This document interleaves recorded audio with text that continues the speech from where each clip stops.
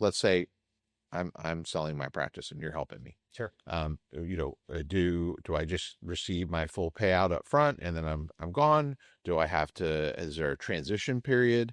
Is there a portion of the purchase price that's like an earnout that is based on performance and how well the transition goes? What does that look like? It's definitely in different segments. So a majority will be cash, right? They're buying a majority of your business. And there's two different models. There's a full on exit. They'll buy 100% of you. We'll negotiate a length of time, but you stick around. It can be as little as 6 months. It could be up to 5 years.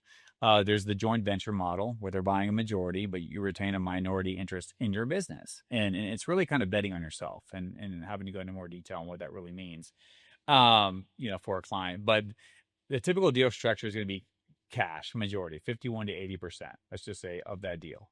Yeah. With another, let's say, 20 to 30% of that going to be in equity, some either ownership in this holdco, meaning stock into this company, right, the parent company, or really stock into your company. They're going to put a value on the percentage that you still maintain of your business. They're going to put a price on that. So when they go to sell 3 times, 4 times, 5 times, 10 times, whatever the multiple is going to be, you're going to see the return, whether it's on their stock level, their holdco equity that it's grown into, when you spread it out amongst all their locations, or you're just betting on yourself and what you've built through their support, right? Their services, their human capital, their capital, what that turns into, you're betting you'll get the return on that. And then there is now what you see a lot more of is earnouts.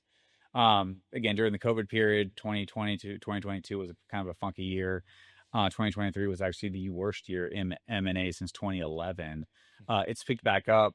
A lot more cash has been on the sidelines, ready to deploy. The people that were disciplined are now very hungry. They have to spend. They were waiting for this opportunity. So there's a lot, but there is a lot more earnouts being built into it because there was a lot of cash being spent on the front end. So we're not a big on earnouts. Not saying that that's not a part of the process. We like to include growth bonuses. So I want you to get your cash. You've worked very hard for your business, right? You have an asset that's amazing. We want to ensure that you get paid for that. Now, we'd like to reward you too, though, for continuing to stay around for that. We don't think it should be penalized and held back from you.